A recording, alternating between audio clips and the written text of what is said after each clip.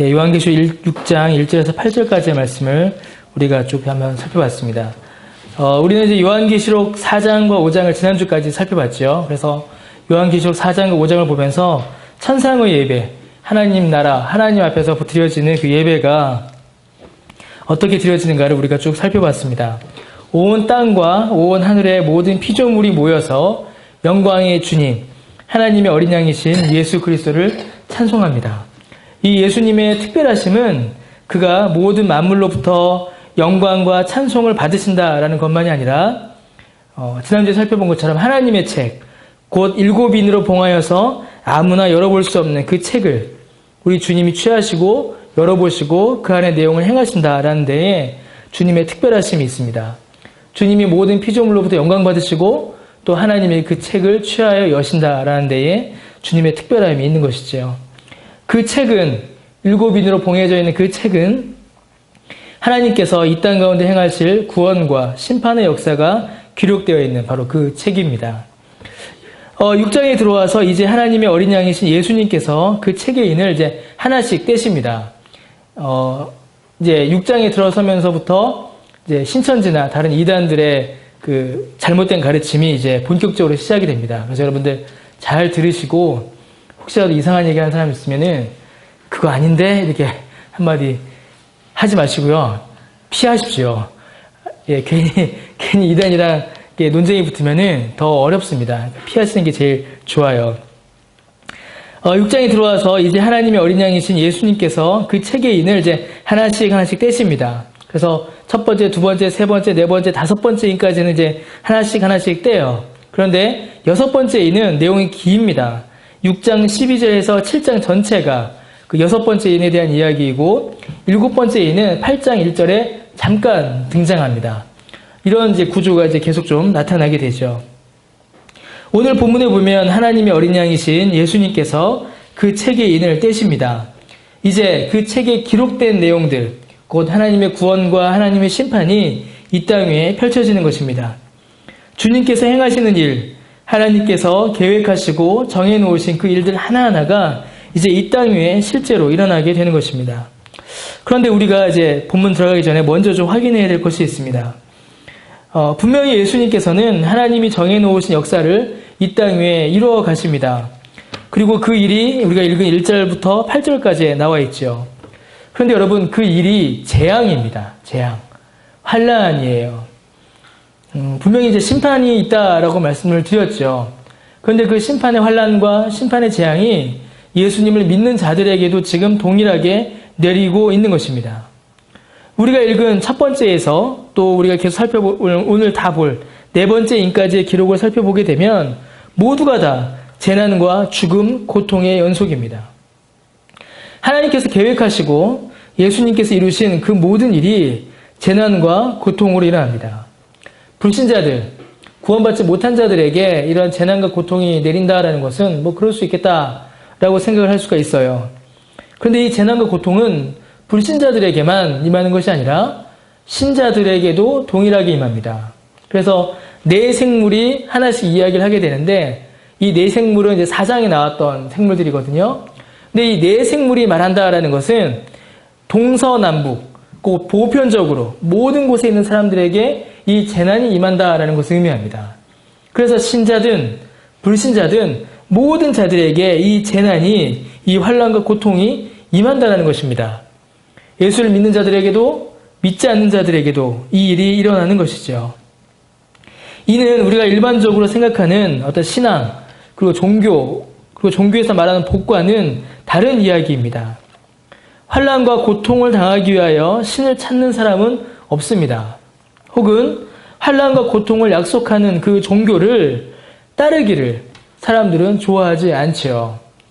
여러분, 어떤 신이 더 좋으세요? 복을 많이 준다는 신이 좋습니까? 아니면 나를 믿으면 너희들은 고통과 환난을 당할 것이다 라고 말하는 신이 좋습니까? 일반적인 사람들의 관점, 일반적인 종교가는 환난과 어려움이 아니라, 고통이 아니라 복을 주는 신, 복을 바람으로 종교활동을 하게 됩니다. 그런데 하나님께서 우리를 향하여 가지고 계신 계획, 그리고 예수님께서 우리를 위하여 이 땅 가운데 행하실 일들이 복과 기쁨이면 제일 좋겠는데 본문에 나타나는 것은 오히려 고난이요, 박해요, 고통입니다. 이렇게 하나님의 역사가, 주님의 역사가 나타나는 것은 두 가지의 중요한 의미를 가집니다. 먼저는 이제 신자들에게 의미를 갖습니다. 이러한 고통과 괴로움, 박해는 1차적으로는 여러분 외적인 패배를 가져올 수 있습니다. 세상이 신자들을 박해하고 공격하니까 그 환난과 고통 속에서 괴로운 삶을 살게 되고 심지어는 죽음에 이르기도 합니다. 그래서 9절에 우리 읽지 않았지만 9절에 보면 하나님의 말씀과 그 증거, 복음 증거로 인하여서 죽음을 당하는 일이 일어나기도 합니다. 외적으로 보면 패배한 것 같고 외적으로 보면 실패한 것 같은 삶을 살아가기도 합니다. 신자가 그런 삶을 살아간다라는 것이에요. 어느 누가 봐도 저 사람은 실패한 인생이다라고 말하는 그런 고난과 환난과 고통이 신자에게 닥친다는 것입니다.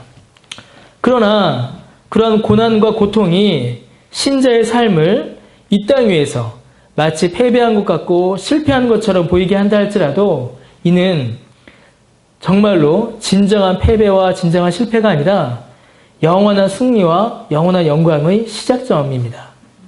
곧 주를 향한 믿음과 그 믿음의 삶, 그 믿음의 정절을 하나님 앞에 지켜낸 것이기 때문입니다.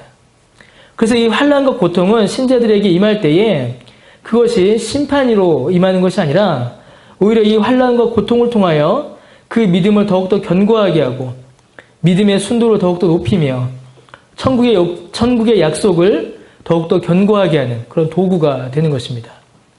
비록 겉으로 볼 때는 패배한 것 같고 실패한 것처럼 보이지만 그 환난과 고통으로 인하여서 성도는 그 믿음을 더욱더 견고히 하며 천국에 대한 소망을 더욱더 굳게 붙잡을 수가 있게 되는 것이죠. 불신자들에게는 이게 어떻게 임할까요? 불신자들에게는 본문에서는 이 고난이 불신자들에게 어떻게 임하는지도 또한 우리에게 알려줍니다. 불신자에서 좀 더 의미를 좀 좁히지요. 하나님의 자녀들을 박해하고 핍박한 그 원수들에게는 이 고통이 어떻게 임하는가? 그게 이제 다음 주에 살펴볼 9절 말씀입니다. 하나님께서는 이 환난과 고통을 그 원수와 악인들을 심판하시는 도구로 사용하십니다. 그러니까 다르죠. 같은 환난, 같은 고통이 닥치는데 믿음 안에 있는 신자들은 어떻게 한다고요? 그것으로 말미암아 믿음이 더욱 견고해지고 정결해지며 천국을 소망하게 되는데 불신자들이나 하나님을 반역하는 하나님의 원수들에게는 그것이 심판의 고통으로 주어진다는 것입니다. 그래서 원수들은 어떻게 돼요? 죽어서 지옥에 가기 전에 이미 이 땅에서부터 심판의 고통을 당하게 되는 것입니다. 믿음 안에 있는 것 같지만 실상은 전혀 믿음을 지키지 않는 자들은 이런 환난이 닥쳐올 때 어떻게 반응할까요? 곧바로 믿음을 버림으로 자신들이 하나님의 자녀가 아니다라는 사실을 드러낼 것입니다. 그렇다고 해서 이 환난이 끝나거나 마무리되는 것도 아닙니다. 오히려 하나님께서는 이러한 고통을 그들을 향한 심판의 도구로 사용하시는 것입니다. 동일한 고통과 재난이 닥쳐도 신자에게 그리고 불신자에게는 그것이 전혀 다르게 나타남을 우리가 확인하고 이 본문을 봐야 합니다. 어린 양 예수님께서 그 7인 중 첫 번째 인을 떼십니다. 1절에 떼시죠. 그러자 네 생물 중에 하나가 우레소리를 발합니다. 이 생물은 아까 말씀드렸던 것처럼 앞에 4장 7절에 나왔던 바로 그 생물들입니다. 사자, 그다음 뭐였죠? 송아지, 사람, 독수리, 이 네 모양을 가진 네 생물을 이야기하는 것입니다. 이 네 생물들은 하나님의 모든 피조물들을 대표하는 존재들입니다. 근데 그 중 하나가 이제 여기는 안 나와 있지만 첫 번째 생물, 사자라고 이제 이야기를 합니다. 보통은. 그 첫 번째 생물이 소리를 발하는데 큰 우레소리를 발합니다. 이 우레소리가 뭐죠, 여러분? 우레소리. 천둥 소리죠. 천둥이 꽝 치면 어떻게 되나요?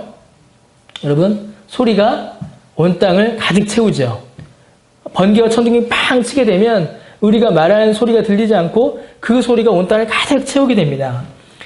생물 중 하나가 큰 우레소리로 말했다라는 것은 하나님의 이 역사가 인을 떼는 일이 온 땅을 채우는 권위와 위엄의 소리, 곧 하나님의 능력과 영광으로 존귀와 위엄으로 이 일들이 이루어짐을 선포하는 것입니다. 자, 그래서 2절에 보니까 첫 번째 인이 떼어지자 뭐가 등장해요? 첫 번째 말과 말탄 자가 등장하죠. 근데 그 말이 어떤 말이에요, 여러분? 흰말입니다. 흰말. 백마를 타고 등장해요. 그래서 여러분, 이단들은 백마를 되게 좋아합니다. 정말 좋아합니다. 그래서 여러분, 이단들 사진들 이렇게 보시면요, 꼭 이단들은 백마를 타고 등장해요. 신천지의 이만희 씨 같은 경우에도 꼭 백마 타고 부채 들고 이렇게 등장하고, 옛날에 JMS라고 정명석이라고 아주 유명한 이단이 있었는데, 그 사람 역시도 지금 이제 교도소에 갇혀있죠. 그 사람 역시도 백마 타고 집회 현장에 나타나고 막 그랬습니다. 백마를 타고 등장하고 그 말을 탄 자가 무엇을 가졌어요? 손에는 활을 가졌고 머리에는 뭘 썼어요? 면류관을 받아 쓰고 또 나아가 이기고 또 이기려고 한다라고 이렇게 이야기를 합니다. 많은 신학자들이 이 흰말을 탄 자가 누구인가를 놓고 많은 연구와 고민이 있었습니다. 논쟁이 많았어요. 과연 이 흰말을 탄 자, 이게 누구냐? 여러분 생각에 누구 같으세요? 이 흰말을 탄 자가?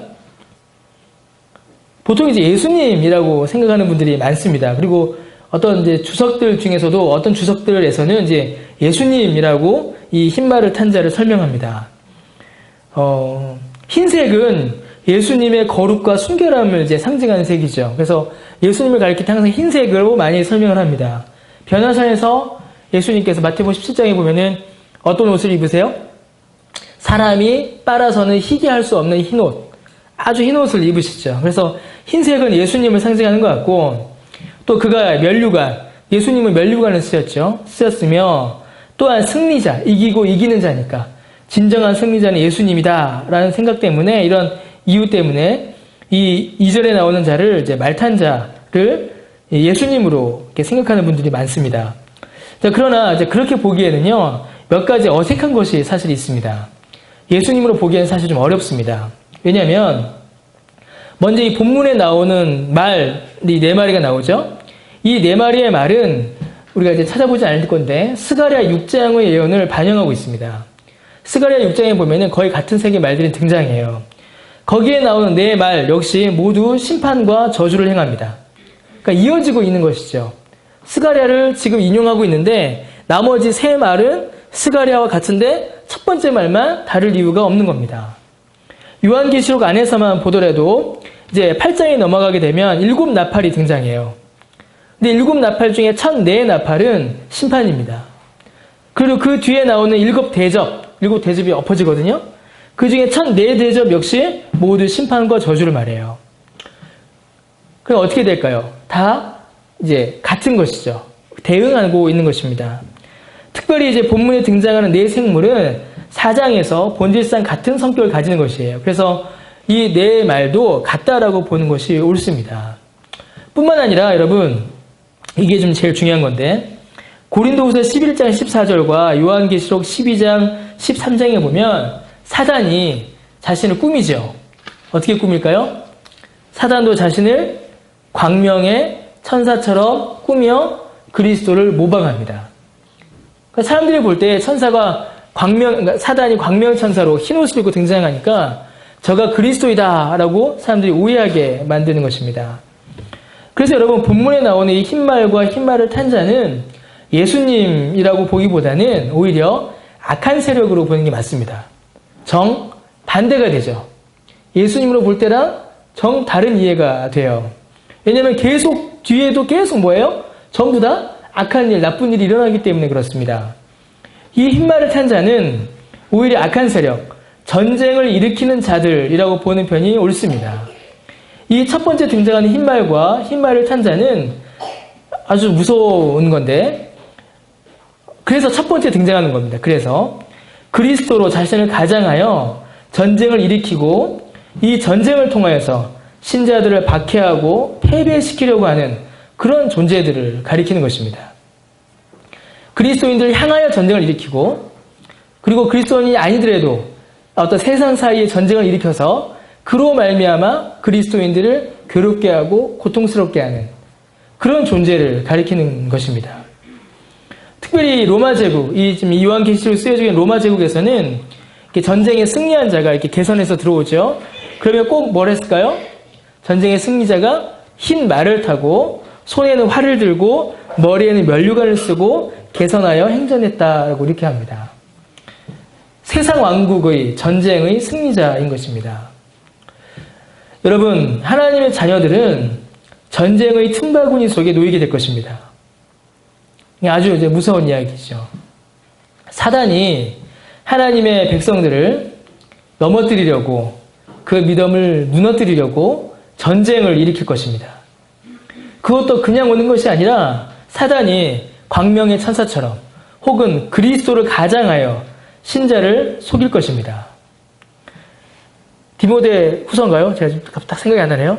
처처에서 자기가 그리스도다라고 말하는 사람들이 일어날 것이에요. 마태복음이죠. 예수님께서 말씀하셨죠. 그리스도가 여기 있다, 저기 있다 할 것이다. 내가 그리스도다라고 자랑하는 사람들이 처처에 나타날 것입니다. 그들이 자신을 속이고 나타나 신자들을 향하여서 전쟁을 일으킬 것입니다. 어느 것이 선이고 악인지, 어느 것이 하나님의 뜻이고 아닌지 혼돈을 일으켜서 어지럽게 하는 세력의 위협이 신자들에게 닥칠 것입니다. 그것뿐만이 아닙니다. 실제로 전쟁이 일어날 것입니다. 지금도 세계 도처에서 전쟁의 소식이 들리죠. 그리고 그 전쟁 속에 처한 하나님의 자녀들은 고통을 당하거나 그 고통으로 말미암아 신앙을 잃어버려야 하는 위협에 처하게 될 것입니다. 우리나라도 그랬죠. 1950년 6.25 동란이 일어났을 때 그리스도인들이 그 믿음으로 말미암아 많은 박해를 당한 기록이 있습니다. 교회 때는 어떻게 됐죠? 한국 초대교회 역사 때는 사실 일본이 전쟁을 일으킨 거죠. 우리나라에. 그 전쟁으로 말미암아 신자들이 믿음을 잃어버리고 믿음에 넘어지는 일들이 너무나도 많이 있었습니다. 전쟁이 일어나서 육적이든 영적이든 그 전쟁이 일어나서 하나님의 자녀들은 고통을 당하게 될 것입니다. 어떤 일이 벌어지게 될까요? 이 전쟁을 통해서. 그래서 하나님의 참된 자녀들은 이 전쟁을 통하여서 더욱 믿음을 정결케 할 것입니다. 그러나 악한 자들, 악인들은 이 전쟁이 심판의 도구가 될 것입니다. 3절과 4절에 보니까 이제 예수님께서 두 번째 인을 떼십니다. 두 번째 인을 떼니까 이제 뭐가 등장해요? 이번에 어떤 말입니까, 여러분? 성경에 보니까 어떤 말이 등장해요? 3절에 보니까 붉은 말이 나오죠. 붉은 말, 빨간 말이 나옵니다. 무섭죠. 붉은 말이 나오고 그 탄자가 아주 중요한 얘기가 나오는데 허락을 받아 땅에서 화평을 제하여 버리며 서로 죽이게 하는 큰 칼을 받았다라고 이렇게 기록되어 있습니다. 두 번째 인을 떼자 붉은 말이 막 달려옵니다. 이 붉은 말은 말 그대로 폭력으로 인한 죽음을 일으킵니다. 폭력과 죽음이 이 붉은 말에게 있어요. 그래서 어떻게 되어 있죠? 4절 뒷부분에 보니까 화평을 제하여 버리고 서로 죽이게 했다라고 되어 있죠. 아주 무서운 폭력과 죽음을 가리킵니다. 그런데 중요한 것은 이 붉은 말을 탄 자가 허락을 받았다라는 것입니다. 이게 아주 중요한 말이에요. 4절에 보니까 붉은 말이 나오고 그 탄 자가 허락을 받았다라고 되어 있습니다. 이 전쟁과 폭력, 살인을 일으키는 이 붉은 말을 탄 자가 허락을 받은 것입니다. 누가 허락을 했을까요? 여러분, 그렇죠. 하나님께서 허락하십니다. 하나님의 허락 안에서 이 땅 위에 폭력과 살인이 일어난다라는 것을 말하고 있습니다. 첫 번째도 마찬가지예요. 첫 번째 우리가 살펴봤던 것도 전쟁이 그냥 일어날 수 없습니다. 모두가 하나님의 뜻과 계획 안에 있는 것입니다. 사단이 사람을 죽이고 괴롭힙니다. 그런데 사단이 사람을 죽이고 괴롭히는 일도 사단 마음대로가 아니라 누구의 허락을 받은 것이에요? 하나님의 허락을 받은 것입니다. 욥기에 보니 악한 영들이 하나님께 나아가 허락을 득하죠.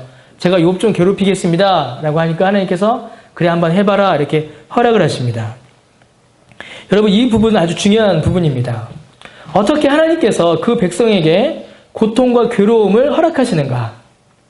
그것도 모든 나라와 백성들, 모든 사람들이 신자든 불신자든 모두가 다 이런 고통을 당하도록 하나님이 허락하실 수 있는가?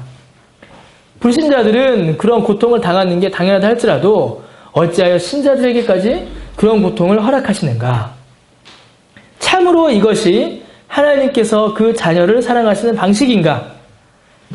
하나님이 사랑이 하나님이시라는데 참으로 사랑의 하나님이 맞는가?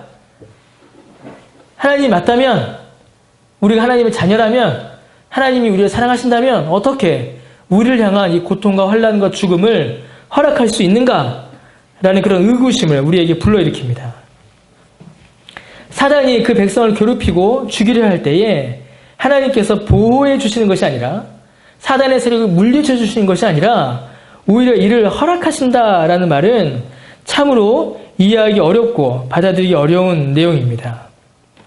왜냐하면 여러분, 이는 우리가 단순히 사람의 관점으로만 하나님을 생각하기 때문입니다.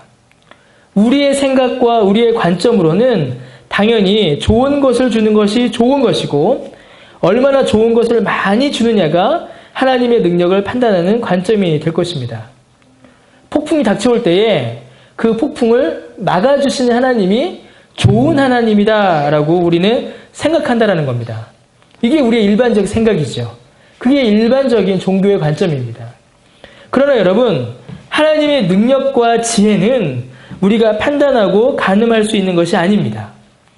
우리가 보기에는 그것이 고통이요, 괴로움이요, 오히려 사랑이 아닌 저주로 보이는 일이라 할지라도 우리가 가늠할 수 없는 하나님의 크신 지혜와 능력 안에서는 그것이 우리를 향한 가장 큰 사랑이며 하나님의 완전한 능력입니다. 그래서 파도가 칠 때에 우리는 생각하기를 이 파도를 막아주시는 하나님이 나를 사랑하시는 하나님이다 라고 생각하지만, 그래서 파도가 우리에게 덮칠 때에 하나님을 향하여 원망하고 실망하지만 그 파도가 우리를 덮칠 때에 그 파도가 덮치는 그 일조차도 우리를 향하신 하나님의 사랑이다라는 것입니다. 우리는 그것을 인하여 실망하고 분노하지만 하나님께서는 그것마저도 사용하셔서 우리를 향한 사랑을, 우리를 향한 은혜를 이루어 가시는 것입니다. 심지어 무엇까지도요? 사단까지도 하나님께서는 그렇게 사용하십니다. 사단이 우리를 미혹하고 사단이 우리를 공격하고 사단이 우리를 넘어뜨리고 사단이 우리를 시험에 빠뜨릴 때가 있습니다. 오늘 읽은 본문처럼 사단이 우리를 죽이려고 하고 우리에게 믿음의 박해를 가할 때가 있죠. 우리가 생각하기에는 사단의 모든 공격을 막아주시고 죄의 모든 유혹으로부터 우리를 지켜주신 하나님이 참으로 우리를 사랑하시는 하나님이다라고 생각하기 쉽습니다. 다 그렇게 생각을 해요. 그러나 하나님께서는 사단의 공격마저도, 박해와 심판마저도, 고통과 괴로움마저도 하나님께서는 그것을 통하여서 하나님의 자녀를 향한 사랑과 은혜를 베푸시는 것입니다. 그래서 여러분, 설교 초반에 말씀드린 바와 같이 고통과 괴로움이 참으로 우리에게 고통이 되고 믿음이 흔들리게 할 정도로 우리를 흔들지만, 이마저도 하나님께서는 하나님 나라를 이루시고 그 백성을 건지시는 도구로 사용하시며 하나님 자녀들의 믿음을 견고케 하시고 믿음의 순도를 더욱더 높이시며 천국을 향한 소망을 더욱 견고히 하시는 겁니다. 이게 얼마나 불신자들과 다르겠어요. 불신자들은 이게 뭐가 된다고요? 그들이 행한 악행에 대한 하나님의 심판으로 끝나버리고 맙니다. 그러나 하나님의 자녀들에게는 이 고통과 괴로움이 믿음을 견고히 하고 믿음을 정결케 하며 하나님을 향한 사랑을 더욱더 풍성하게 하는 은혜의 도구가 된다라는 것입니다. 어느 정도일까요? 하나님께서 어느 정도로 우리에게 폭풍을 덮치게 하시고 어느 정도로 고통과 괴로움을 주실까요, 여러분? 어느 정도일까요, 과연? 어느 정도까지 받았습니까? 오늘 본문에 보니까 죽기까지 받았죠. 죽음으로 이 땅의 삶을 끝낼 정도까지 받았습니다. 여러분, 그 초대교회의 성도들이 당한 박해, 순교사, 순교사화 이런 책들이 있습니다. 이런 자료들이. 초대교회 성도들이 얼마나 끔찍한 박해를 당했는지는 그 책을 읽어보면은 정말 무섭습니다. 이 강단에서 인용하기가 굉장히 힘들 정도로 굉장히 잔인하고 끔찍하게 성도들이 죽음을 당하여서 그들이 믿음을 지켰습니다. 하나님 주신 말씀과 그들의 증거로 인하여 9절 말씀처럼 그들이 죽었는데 너무나 고통스럽게 죽었어요. 우리가 당한 어떤 환난도 그들이 당한 환난보다는 크지 않을 것입니다. 신체와 정신과 가정과 인격과 모든 재산과 참을 수 없는 모욕과 고통을 그들이 당했죠. 그러나 그들은 그 고통을 당할 때에 그 고통으로 인해서 하나님을 원망하기보다는 오히려 하나님을 더욱더 바라봤습니다. 이 고난으로부터 피하게 해주시는 하나님을 그들이 찾지 않고 이 고난이 내게 닥쳤을 때에 그 안에서 하나님을 찾게 하여 주시니 감사합니다 라고 그들이 고백하였던 것이죠. 신앙의 박해 때 하나님께서 특별히 주시는 믿음의 은혜다라고 저는 생각을 합니다. 그러나 오늘날 우리도 그 은혜를 받아 누릴 수 있겠죠. 하나님께서 우리에게도 그 은혜를 주시기를 바랍니다. 두 번째 인을 떼어내자 붉은 말을 탄 자가 허락을 받아 이 땅의 화평을 제하여 버리고 서로 죽이게 합니다. 4절에 이렇게 되어 있죠. 화평이 없어지는 겁니다. 서로 막 싸워요. 서로 죽이게 합니다. 그런데 이 본문에 보니까 서로 죽이게 한다라고 하니 서로가 죽고 죽이는 전쟁을 생각하기가 쉽습니다. 그런데 사실은 이 서로가 죽고 죽이는 죽임이 아니라 신자들이 당하는 일방적인 죽음을 의미합니다. 신자들의 박해를 말하는 것이죠. 여러분, 복음 증거는 궁극적으로는 화평을 이룹니다. 궁극적으로는, 마지막에 가서는 하나님과 죄인 사이에 영원하고 완전한 화평은 예수 그리스도의 복음으로만 이루어집니다. 하나님과 우리가 화평하게 되고 그 화평으로 말미암아 이웃과 화평하게 되죠. 그러나 여러분, 복음은 우리 안에 영원한 화평을 이루기 전에 반드시, 그러나 잠시 동안 외적인 핍박과 고통이 따르고 화평이 사라지게 됩니다. 세상은 복음을 즐거워하지 않습니다. 세상은 오히려 복음을 이 땅 위에서 사라지게 하려고 합니다. 그것이 사단의 최종적인 목표입니다. 사단의 최종적 목표는 복음이 사라지는 것이에요. 사람들이 예수를 믿지 않는 겁니다. 그래서 심지어는 믿는 자들을 죽이는 일까지도 행하게 됩니다. 그러므로 신자가 세상에서 믿음으로 살려다가 혹은 복음을 증거하다가 미움과 박해를 받는 것은 이상한 일이 아닙니다. 오히려 기뻐할 수 있는 일이죠. 그래서 마태복음 5장 11절에서 13절에 보면 주님께서 이렇게 말씀하십니다. 의를 위하여 박해받은 자는 복이 있나니 천국이 그들의 것임이라. 나로 말미암아 너희를 욕하고 박해하고 거짓으로 너희를 거슬러 모든 악한 말을 할 때에는 너희에게 복이 있나니 기뻐하고 즐거워하라. 하늘에서 너희의 상이 큼이라. 너희 전에 있던 선지자들도 이같이 박해하느니라 라고 주님께서 제자들에게 말씀하셨습니다. 고난과 박해가 이상한 일이 아니요 오히려 우리의 믿음을 더욱더 견고케 하는 복이요 천국이 우리에게 더욱더 견고히 소망되는 것입니다. 세 번째 인을 뗍니다. 5절에서 6절에 보니까 세 번째 인을 떼자. 이번엔 무슨 말이 등장해요? 무슨 말입니까? 세 번째 인, 검은 말이 나옵니다. 검은 말. 검은 말이 나오고 그 말을 탄 자가 손에 무엇을 가지고 있어요, 여러분? 저울을 가지고 있죠. 저울을 가지고 있습니다. 검은 말 역시 이제 죽음을 상징합니다. 죽음이 나타난 거예요. 근데 이 검은 말은 기근으로 인한 죽음이에요. 그 뒷부분에 보니까 그 탄자가 저울을 가지고 있다라고 이야기합니다. 이 저울은 이제 두 가지를 상징합니다. 하나는 이제 기근을 상징합니다. 왜냐하면 사람들이 곡식을 이제 사거나 곡식을 먹을 때에 기근이 닥치면 곡식이 모자라잖아요. 그러니까 어떻게 먹어요? 저울에 달아서 조금씩만 먹을 수 있게 했기 때문에 이 저울이 첫 번째로는 기근을 상징한다라고 해요. 두 번째는 이제 상업을 의미합니다. 매매하는 일. 물건을 사고 팔 때 추를 달아 저울에 달아 매매를 했기 때문이죠. 이 기근과 매매라는 이 두 가지 상징이 오늘 본문에 전부 다 나타나고 적용이 가능한 내용입니다. 자, 여러분, 세 번째 인을 떼고 검은 말이 나타난 상황은 기근으로 인한 경제활동의 고통을 드러냅니다. 말세가 되면 어떤 일이 벌어진다고요? 첫 번째는 전쟁이 일어났었고, 두 번째는 뭐가 있었어요? 서로 간에 싸우는 일이 벌어지고, 세 번째는 뭐가 나와요, 이제? 경제적 고통, 경제적 어려움이 닥친다는 겁니다. 이 요한계시록에서 경제적인 어려움, 신자가 당하는 경제적 고통은 매우 중요하게 다루어집니다. 왜 그러겠어요? 우리 주일날 오후에 하이델베르그 유림대도 얘기했듯이 하나님과 돈을 사람이 겸하여 섬기지 못한다라고 할 정도로 돈이 강력한 힘을 발휘하기 때문에 그렇습니다. 돈을 사랑함이 일만학의 뿌리가 될 정도로 돈이 강력하기 때문이에요. 여러분, 이게 2000년 전에 쓰인 책입니다. 요한계시록이. 2000년 전에 이제 삼국시대 시작할까 말까예요. 그렇게 예전에 쓰였던 책이 지금 오늘 우리의 상황과 딱 맞습니다. 2000년 전이나 지금이나 돈이 이렇게 강력한 겁니다. 자, 이 세 번째 검은 말이 나타나자 음성이 말하기를 뭐라고 합니까? 한 데나리온의 밀이 몇 대예요? 한 대요. 한 데나리온의 보리가 몇 대입니까? 석 대로다라는 소리가 납니다. 그러니까 이게 지금 완전히 곡식이 하나도 나지 않는 그런 상태는 아니에요. 그러니까 매매가 어느 정도 가능한 상태입니다. 경제활동이 끝나지 않습니다. 왜 끝나지 않을까요? 부자들, 탐욕을 부리는 자들은 그들의 탐욕을 계속 키워가기 때문에 그래요. 하나님의 원수들은 경제적인 이익을 계속 이루어가기 때문에 그렇습니다. 이게 요한계시록 13장에 보면 다시 한번 등장하게 됩니다. 다시 돌아와서요. 한 데나리온의 밀 한 대, 한 데나리온의 보리의 석 대라고 합니다. 아무런 곡식이 나지 않는 그런 상태는 아니에요. 자, 여러분. 한 데나리온은 하루치 품삯입니다.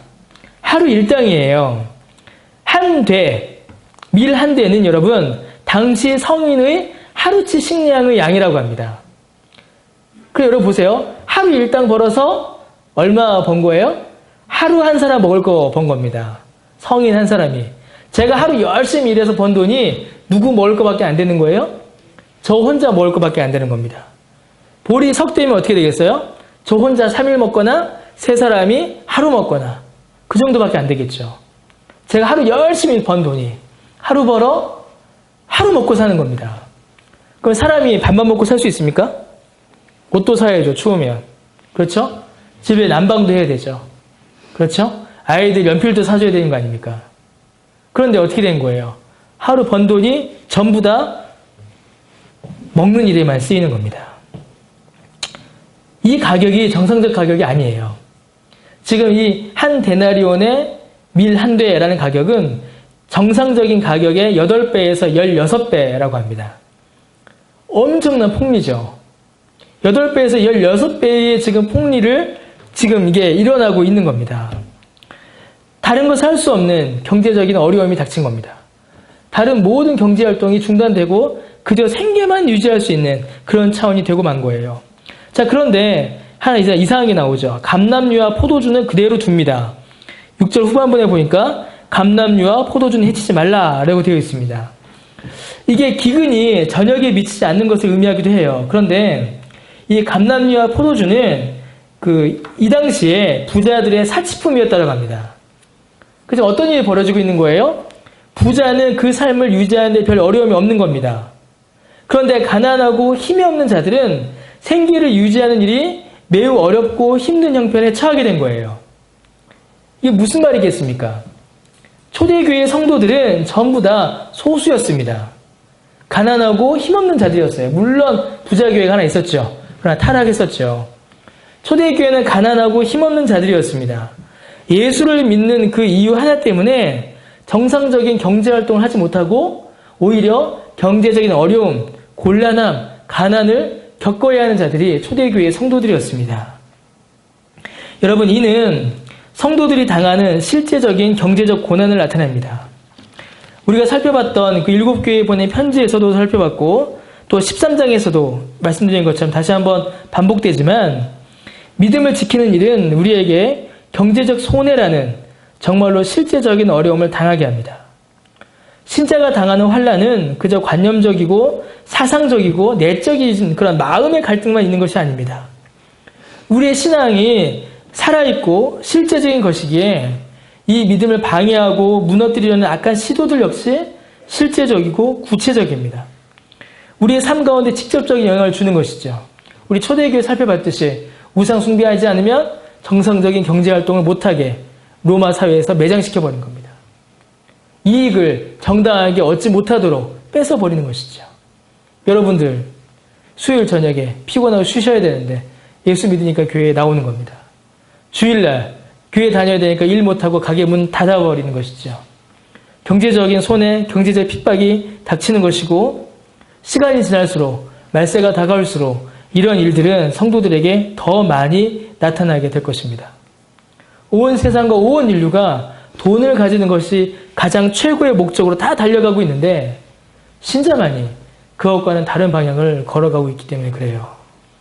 신자들을 세상이 비웃는 정도에서 그치는 것이 아니라 핍박하고 방해하고 고통을 준다라는 것입니다. 말세가 다가올수록 신자들이 겪는 경제적 어려움은 실제로 실제화될 것입니다. 이미 이제 나타났죠. 이미 나타났죠. 어디서 나타났을까요? 신자들 개개인의 삶보다는 교회가 무너짐으로 나타났습니다. 교회가. 한국에 있는 교회들 중에 모이는 성도가 100명이 안 되는 교회가 90%가 됩니다, 여러분. 재정 자립을 한 교회는 얼마 되지 않습니다. 많은 교회가 재정적으로 굉장히 어려움에 처해 있고 재정적으로 막 무너지는 교회들이 많죠. 또 어떤 일도 있어요? 교회들이 욕심을 부려서 무리하게 건축을 했다가 부도가 나서 망하는 교회도 있고 이단에게 팔리는 교회도 있고 난립니다. 수정교회라고 미국에 아주 유명한 교회가 있죠. 로버트 슐러라는 이제 긍정의 신학의 선구자죠. 그 사람이 만든 수정교회라고 아주 화려하고 멋진 교회가 있습니다. 결국엔 부도 나서 카톨릭 천주교에 팔렸어요. 우리나라도 그런 교회가 얼마나 많은지 모릅니다. 대치동에 있던 강남교회 하나님의 교회한테 팔아먹고 자기들은 서초동을 갔단 말이에요. 제가 그 교회 지나갈 때마다 봐고 막 화가 나갖고 막 판교에 있는 충성교회 어디다 팔렸습니까? 거기도 하나님의 교회 팔렸어요. 벌써 교회가 무너지고 있습니다. 하나씩. 그건 이제 죄로 인한 것이고요. 그건 자기들 욕심으로 인한 것이고 말세가 다가올수록 교회와 신자들은 이런 경제적인 어려움과 위험이 실제적으로 다가오고 나타날 것입니다. 믿음을 지키는 일이 경제적 손해를 감수해야 되는 일. 여러분 직장생활 하면서 그런 일 얼마나 많아요. 참 여러분들 너무 고생합니다. 그래서 제가 새벽마다 기도합니다. 여러분들 위해서. 자, 돌아옵시다. 네 번째, 인을 떼실 때 창황색 말이 나옵니다. 이 네 번째 말은 이제 앞의 재앙들을 정리하고 종합한다라고 볼 수 있습니다. 이 청황색 말을 탄 자의 이름은 뭐예요, 여러분? 사망입니다. 이름이 데스예요. 죽음이에요. 그리고 그 죽음 뒤를 무엇이 따라옵니까? 음부가 그 뒤를 따릅니다. 이 음부는 이제 지옥이죠. 사망한 자들이 거하는 곳이니 음부가 사망을 따르는 것은 당연합니다. 여러분, 이 음부는 이제 천주교의 가르침처럼 연옥이라든가 지옥 가기 전에 전 단계를 가리키는 게 아닙니다. 지옥입니다, 그냥. 하나님을 떠나 죄 가운데 사망한 자들, 영원한 사망 가운데 빠진 자들이 처할 그 지옥을 가리키는 것이에요. 여러분, 이 사망은 사단의 이름입니다. 이 사단이 사람들을 괴롭히는 것이에요. 근데 이 사단이 어떤 권세를 가져요? 땅의 4분의 1의 권세를 얻었다라고 되어 있습니다. 하나님께서 사단에게 허락해 주신 것이에요. 그런데 아무리 사단이라 해도 자기 마음대로 믿는 자를 괴롭힐 수가 없는 겁니다. 그 영향력이 땅의 4분의 1에 국한되어 있는 것이에요. 하나님께서 딱 그만큼만 허락해 주신 것이죠. 그래서 사단의 권세는 땅에 가득하지 못합니다. 사단의 권세는 완전하거나 충만하지 않습니다. 이게 아주 중요한 것이에요. 왜요? 하나님의 영광과 하나님의 능력은 어떻죠, 여러분? 영원하고 완전하고 땅에 충만하십니다. 근데 사단의 권세는 그렇지 않습니다. 사단이 아무리 강하게 보인다 할지라도 사단의 권세는 제한되어 있고 일부에 국한되어 있습니다. 그러므로 여러분, 신자가 사단을 두려워할 필요가 있을까요, 없을까요? 없습니다. 사단을 두려워할 필요가 없어요. 괜히 사단 쫓아낸다고 막 십자가 걸고 마늘 이렇게 감고, 그러니까 그거죠, 다 드라큘라죠. 막 그럴 필요가 우리에게 없다라는 것이에요. 이제 일부 교회들에서 이제 축사라고 하죠. 대적기도라는 말을 합니다. 대적기도. 뭐라고 하죠? 예수의 이름으로 명하노니 떠나가라! 이런 대적기도들을 하는 분들이 계세요. 그 대적기도가 실제로 어떤 영적 효험이 있고 어떤 영적 효력이 있는지는 사실은 말하기 어렵습니다. 제가 봤을 때는 저는 그 대적기도를 인정하지 않는데 제가 봤을 때는 그저 개인의 심리적 위안을 주는 것이 아닌가라고 저는 생각을 합니다. 왜냐하면 사단은, 귀신은 신자를 장악할 수가 없기 때문입니다. 사단은, 귀신들은 신자를 다소 괴롭힐 수는 있습니다. 어떤 유혹을 주거나 어떤 어려움을 주거나 혹은 미혹으로 사람들을 다소 괴롭힐 수는 있어요. 그러나 사단은 사람을 완전히, 특히 하나님의 자녀들을 완전히 장악할 수 없습니다. 신자가 하나님 앞에 설 때에 이미 모든 귀신과 사단은 떠나간 상태예요. 제가 하나님을 뵀는데 어떻게 사단과 귀신이 나를 방해할 수가 있겠어요? 하나님 앞에 섰을 때에 이미 우리는 하나님과의 교통 가운데 있는 것입니다. 그래서 우리는 사단을 두려워할 필요가 없어요. 다만 우리 안에서 일어나는 죄의 유혹은 경계하고 깨어 있어야 합니다. 그럴 필요는 우리에게 있어요. 그러나 사단의 공격은 영원하시고 완전하신 하나님 앞에 그 힘을 발휘하지 못합니다. 그 영향력은 분명히 한계가 있습니다. 그 사단이 행하는 고통이 검과 흉년과 사망과 땅의 짐승들로서 사람을 죽인다라고 설명합니다. 검, 곧 전쟁을 통하여서, 기근과 흉년을 통하여서, 땅의 짐승들, 땅에서 일어나는 사람을 죽이고 괴롭히는 모든 세력을 동원하여 사단은 사람들을 죽이고 괴롭힐 것입니다. 말세에 우리가 그런 위험에 놓이게 될 것입니다. 여러분, 우리 앞에 놓여진 인생의 길, 그리고 지금 우리가 살아가고 있는 이 인생길 가운데에 이런 박해와 고난은 늘 있어왔고 앞으로도 있을 것입니다. 예수님 오실 때가 가까이 오면 가까이 올수록 더해지겠죠. 우리는 늘 이 사망이 주는 고통을 직간접적으로 보며 혹은 겪으며 살아가고 있습니다. 아까 말씀드렸던 것처럼 세계 곳곳에서는 전쟁과 기근의 소식이 끊어지지 않습니다. 그제에도 어디죠? 벨기에인가요? 예, 테러가 일어났죠. 먼 나라의 이야기들이고 우리와 멀리 떨어진 이야기 같습니다.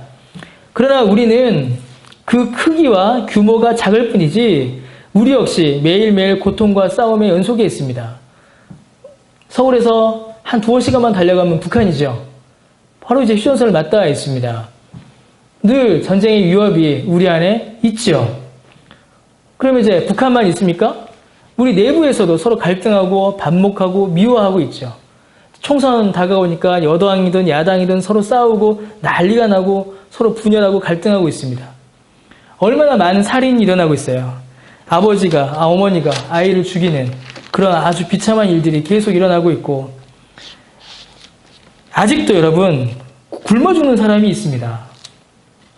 지금 이 땅에도 굶어 죽는 사람이 있고, 우리나라에 굶어 죽는 사람이 있고, 가장 기초적인 복지 혜택도 받지 못해서 큰 고통 가운데 있는 사람들이 있어요.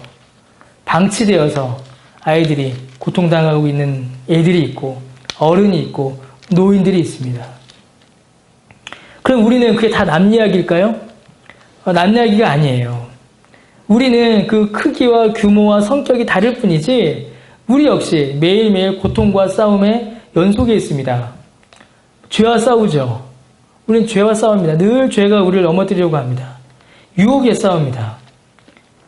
그리고 우리를 둘러싼 수많은 경쟁들, 수많은 시험들, 대립들 얼마나 많습니까? 우리를 둘러싼 환경들로 인해서 겪는 고통과 괴로움이 우리는 늘 이어집니다. 그래서 여러분, 이 종말에 관한 이 말씀은 종말의 어느 한 시점에 대한 말씀이기도 하지만 지금 우리의 삶에 대한 이야기이기도 합니다. 우리를 둘러싼 많은 고통과 괴로움의 이야기이기도 한 것이에요. 그러나 하나님께서는 이러한 일들마저도 우리를 위한 은혜의 역사로 사용하시며 이를 통해 우리를 더욱더 견고하게 하십니다. 설교 초두에 말씀드렸던 것처럼 때로는 이것이 우리를 고통스럽게 하고 괴롭게 하고 우리를 넘어뜨리려 하고, 그리고 어떨 때는 우리가 실패한 것처럼 보이고 패배한 것처럼 보인다 할지라도 실제로는 그것이 패배와 실패가 아니라 우리를 견고하게 하시는 하나님의 은혜의 역사인 것입니다. 이는 그리스도 예수님의 고난과 부활로 증명됩니다. 예수님께서는 정말 많은 고난을 당하셨습니다. 이 본문에 나타났던 4가지의 재앙만이 아니라 그보다 더한 고통을 당하셨죠. 주님께서는 검에 맞아 피를 흘리셨고 채찍에 맞아 살이 떨어지셨습니다. 고난주간 아까 기도했지만 주님은 정말 많은 고난을 당하셨죠. 주님은 많이 굶으셨습니다. 사람들에게 미움을 받으셨고 모욕을 당하셨으며 저주를 받으셨고 심지어 그가 십자가에서 죽기까지 고난을 당하셨습니다. 가장 고통스럽고 가장 치욕스럽고 가장 괴로운 그 고난을 주님이 당하셨죠. 그 육체에 모든 고난을 다 짊어지신 겁니다. 그리고 죽으셨습니다. 근데 주님은 그 죽음에서 그치지 않으시고 그 죽음에서 부활하셨습니다. 그리하여 그 어느 것과도 비교할 수 없는 영광과 승리를, 부활의 생명을 우리에게 주셨습니다. 주님이 당하신 모든 고통은 결국 주님의 부활로 그 열매를 맺습니다. 우리가 그 주님과 연합되어 있습니다. 그래서 우리가 고통을 당하고 고난을 당한다 할지라도 거기서 그치지 않고 주님의 부활의 생명을 우리가 또한 누리게 되는 겁니다. 신자가 당하는 고통은, 그리고 오늘 본문에 나오는 이 고난의 이야기들은 우리들로 하여금 그래서 더욱 그리스도를 붙들고 더욱 그리스도를 믿는 것만이 우리의 생명을 유지하는 일이요, 우리에게 닥치는 모든 환난으로부터 우리를 지키며 영원한 천국으로 인도하는 것임을 다시 한번 깨닫고 확인하게 해줍니다. 예수를 더욱더 붙잡게 하는 것입니다. 주께서 이루신 이 은혜가 고통 가운데 있는 우리에게 주어집니다. 주님의 고난과 부활, 그 승리의 역사를 붙잡고 이 땅 위에서 우리는 살아야 하는 것입니다. 여러분 어떠신가요? 여러분 삶 가운데 고난과 고통이 있으신가요? 아마 다 저마다의 고난과 고통이 있으실 것입니다. 크든 작든. 그러나 우리가 그 고난과 고통에서 더욱더 주님을 바라보시길 바랍니다. 우리를 위하여 고난당하시고 부활하심을 생명 주시고 승리하신 그 주님을 더욱더 바라보심으로 우리에게 허락하신 이 고난과 고통이 우리의 믿음을 더욱더 견고하게 하고 주님을 더욱더 붙잡게 한다라는 것을 우리가 믿음으로 받고 더욱더 주님을 간절히 구함으로 사시는, 천국까지 나아가시는 저 여러분 되시기를 바랍니다. 예, 기도하겠습니다.